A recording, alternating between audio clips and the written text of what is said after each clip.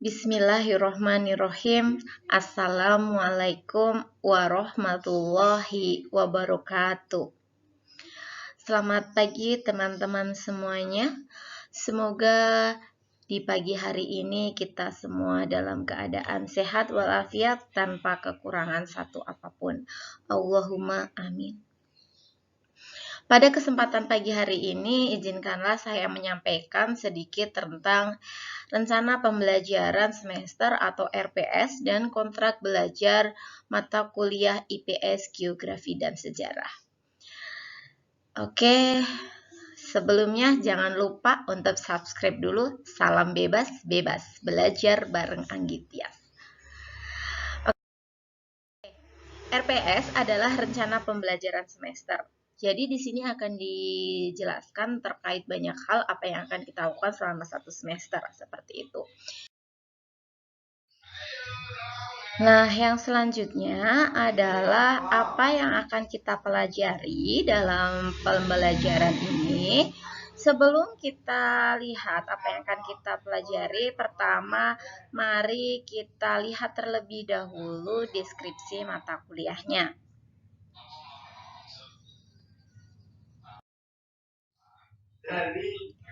Nah, di sini kita lihat terlebih dahulu deskripsi mata kuliah.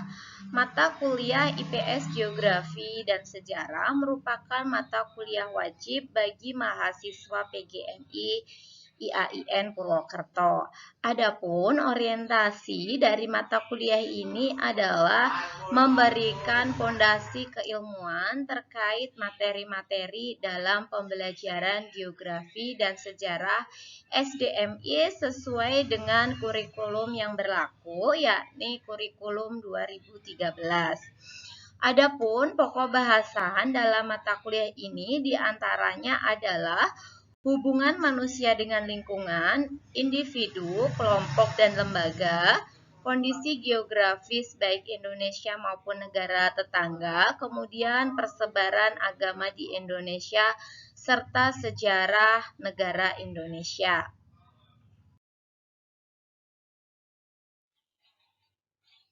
Nah, kemudian apakah capaian mata kuliahnya? Capaian mata kuliah dari mata kuliah IPS Geografi Sejarah ini setidaknya ada 7.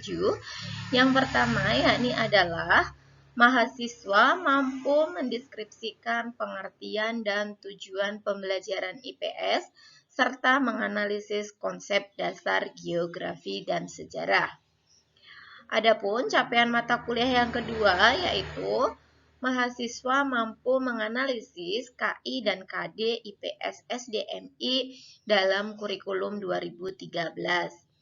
Selanjutnya, mahasiswa mampu mendeskripsikan dan mengidentifikasi sumber daya alam, karakteristik geografis Indonesia, dan karakteristik geografis wilayah ASEAN.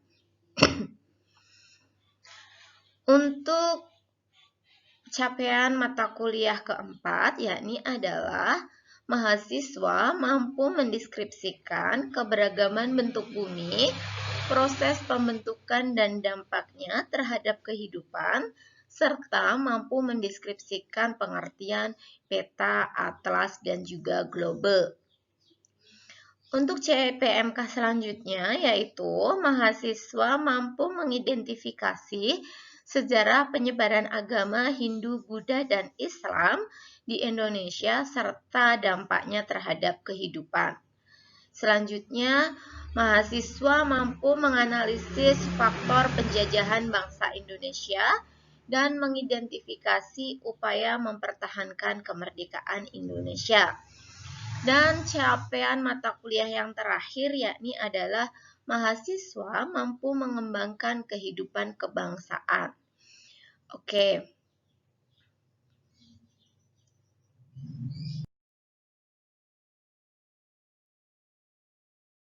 Nah, dari capaian mata kuliah yang tadi sudah disebutkan, maka apa saja yang akan dipelajari?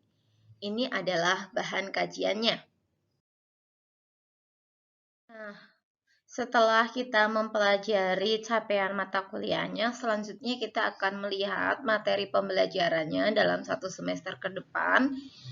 Kolom di sebelah kiri yang berwarna biru adalah kemampuan akhir mahasiswa yang diharapkan, sedangkan yang di sebelah kanan berwarna merah adalah bahan kajiannya. Untuk pertemuan pertama, harapannya mahasiswa mampu mendeskripsikan pengertian dan tujuan pembelajaran. Adapun bahan kajiannya adalah pengantar perkuliahan, kontrak belajar, dan konsep dasar IPS. Untuk pertemuan minggu kedua, yakni mahasiswa mampu mendeskripsikan dan menganalisis hakikat pendidikan IPS. Adapun bahan kajiannya yakni pengertian, hakikat dan tujuan serta ruang lingkup IPS. Untuk pertemuan minggu ketiga, mahasiswa diharapkan mampu menganalisis konsep dasar geografi dan sejarah. Maka bahan kajian yang akan kita diskusikan adalah pengertian dan ruang lingkup sejarah dan juga geografi. Lanjut pada pertemuan selanjutnya, kita akan mencoba menganalisis KI, KD, mata pelajaran IPS di SD dan MI dalam kurikulum 2013. Harapannya teman-teman mahasiswa mampu menganalisis KI dan KD IPS dalam kurikulum 2013. Pertemuan kelima ataupun minggu kelima perkuliahan, harapannya mahasiswa mampu mendeskripsikan dan mengidentifikasi sumber daya alam untuk kesejahteraan masyarakat tingkat kota sampai dengan provinsi. Adapun untuk bahan kajiannya, yakni ada pengertian sumber daya alam, jenis-jenis sumber daya alam, serta pemanfaatan sumber daya alam untuk kesejahteraan.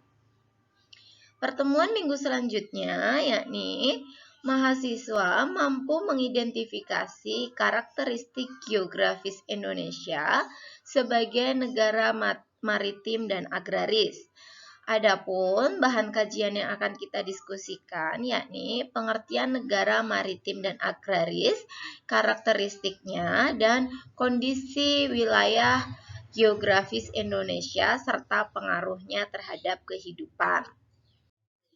Nah, untuk pertemuan selanjutnya ataupun pertemuan ketujuh, kalau sebelumnya kita telah membahas tentang karakteristik geografis wilayah Indonesia, maka pertemuan ini akan lebih luas lagi, yakni kita akan membahas karakteristik geografis wilayah ASEAN. Harapannya, setelah perkuliahan ini, mahasiswa mampu mengidentifikasi karakteristik geografis wilayah ASEAN. Pertemuan ke-8 yakni adalah UTS ataupun ujian tengah semester. Adapun kisi-kisi untuk UTS-nya adalah materi dari pertemuan pertama sampai dengan pertemuan ke-7. Selanjutnya, pertemuan ke-9 harapannya mahasiswa mampu mendeskripsikan keberagaman bentuk bumi, proses pembentukan dan dampaknya terhadap kehidupan. Adapun untuk bahan kajiannya yakni adalah bentuk bumi, proses pembentukan dan dampaknya bagi kehidupan. Selanjutnya, pertemuan yang ke-10 yakni kita akan mendeskripsikan membahas tentang peta, atlas dan juga global. Adapun dalam mata kuliah ini ada tugas khusus selain tugas setiap minggunya, yakni adalah mahasiswa diberikan tugas untuk menggambar peta wilayahnya. Oke. Pertemuan selanjutnya yakni kita sudah masuk dalam pokok bahasan sejarah. Yakni yang pertama, mahasiswa mampu mengidentifikasi sejarah penyebaran agama Hindu dan Buddha di Indonesia serta dampaknya terhadap kehidupan. Maka bahan kajian yang akan kita diskusikan adalah sejarah masuknya agama Hindu dan Buddha, peninggalannya, dan juga dampaknya terhadap kehidupan. Pertemuan selanjutnya, kita akan membahas terkait sejarah penyebaran agama Islam dan juga dampaknya. Maka harapannya setelah perkuliahan ini, mahasiswa mampu mengidentifikasi sejarah penyebaran agama Islam di Indonesia dan dampaknya terhadap kehidupan.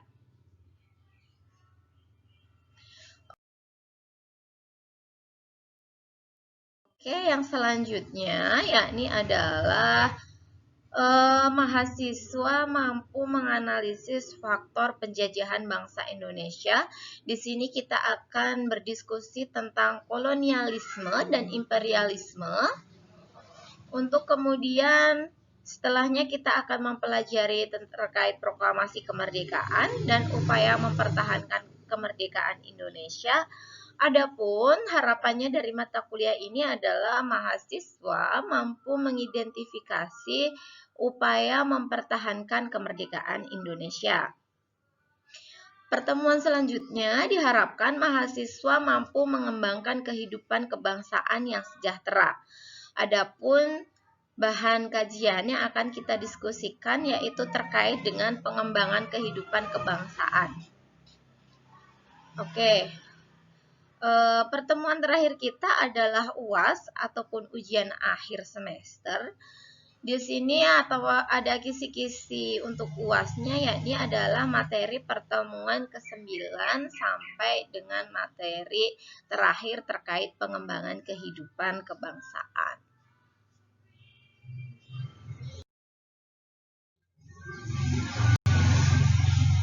Selanjutnya, metode dan media pembelajaran seperti apa yang akan kita gunakan selama masa perkuliahan?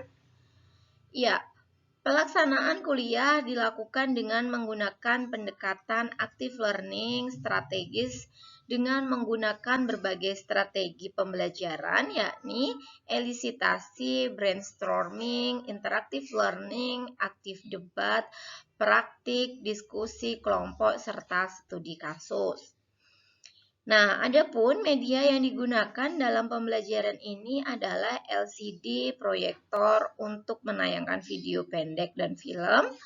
Kemudian ada perangkat lunak seperti PowerPoint, KineMaster, dan aplikasi presentasi berbasis Android lainnya seperti Zoom, Google Meet, kemudian WhatsApp, kemudian ada juga Telegram.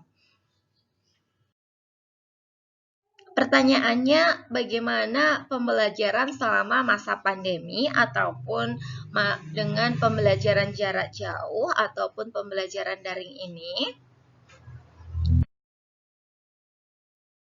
Nah, selama perkuliahan daring di sini ada dua. Yang pertama adalah tatap muka dan yang kedua adalah penugasan.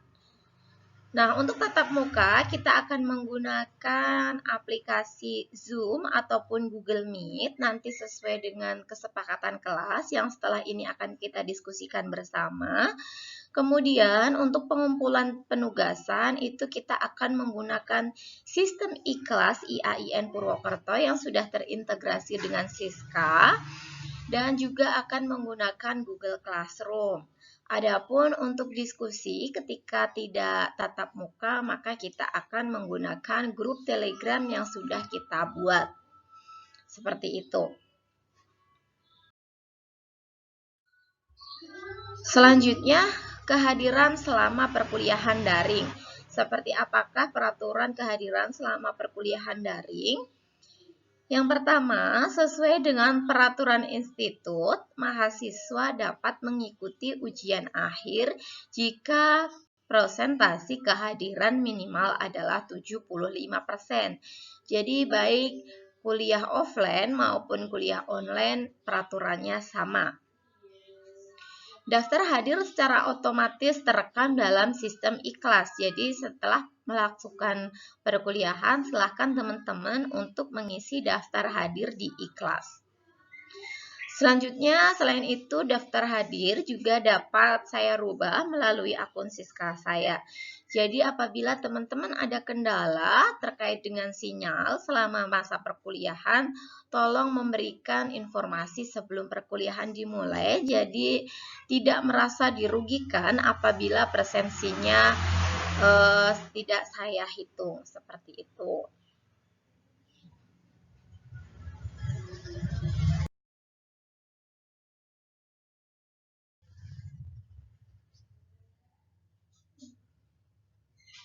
Nah, yang selanjutnya yakni adalah evaluasi pembelajaran.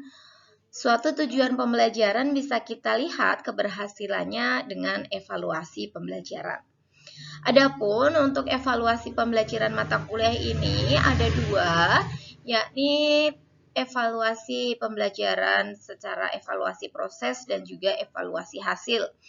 Untuk evaluasi proses yakni adalah proses selama perkuliahan. Di sini dilihat dari keaktifan dan partisipasi teman-teman selama kuliah, baik itu kuliah secara tatap muka maupun ketika kita diskusi kelompok.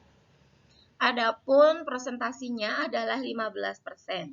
Kemudian untuk evaluasi hasil kita akan nilai dari UTS, UAS, dan juga penugasan. Adapun presentasinya adalah untuk UTS 30%, UAS 40%, dan penugasan ataupun portofolio sebesar 15%.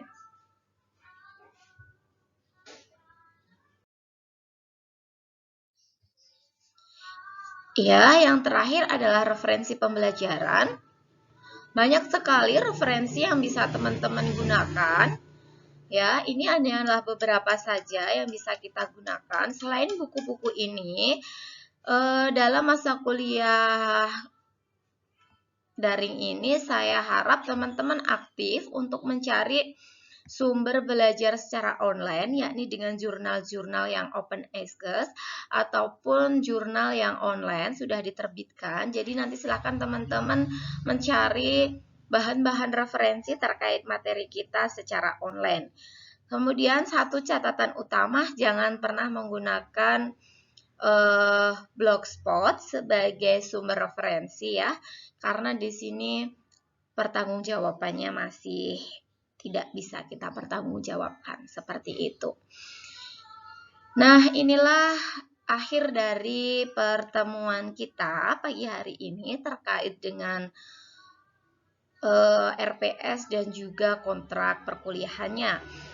Adapun hal-hal lain yang belum termasuk dalam ini akan kita diskusikan bersama dalam pertemuan selanjutnya. Sekian dari saya, ada kurang dan lebihnya saya mohon maaf. Tetap jaga kesehatan dimanapun kita berada. Sekian dari saya. Wassalamualaikum warahmatullahi wabarakatuh. Salam bebas.